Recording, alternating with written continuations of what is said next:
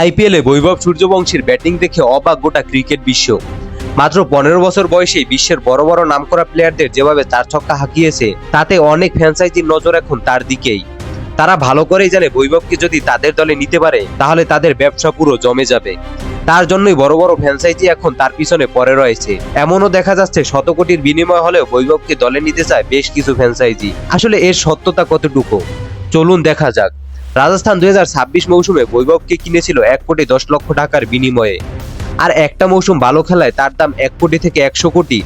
এটা কখনোই সম্ভব না এবং এটা অবাস্তব। তবে হ্যাঁ, এটা হতে পারে 26 মৌসুমে ভালো পারফরমেন্সের কারণে 2027-এ গিয়ে বৈভবের দাম কয়েক গুণ বেড়ে যাবে, যেখানে orange cap, most valuable player, super strikers of season, super sixer of season, emerging player of season, এই বড় বড় 5টি স্থানই ছিল তার দখলে এবং এই 5টি স্থান থেকে 55 লাখ টাকাও পেয়েছেন বৈভব। শোনা যাচ্ছে মুম্বাই ইন্ডিয়ান ও সানরাইজার্স হায়দ্রাবাদের মালিক কাবিয়া মারান বৈভবের সাথে কথা বলার প্রস্তাব দিয়েছেন। তবে এর আসল সত্যতা জানা না গেলেও বিশ্বাস করা যায়, কারণ সানরাইজার্স হায়দ্রাবাদ প্রত্যেক সিজনে র্যাঙ্কিংয়ে থাকা সেরা প্লেয়ারদের নিয়ে তাদের স্কোয়াড সাজান। দলের উন্নতির জন্য তারা বৈভবকে অফার দিতেই পারে।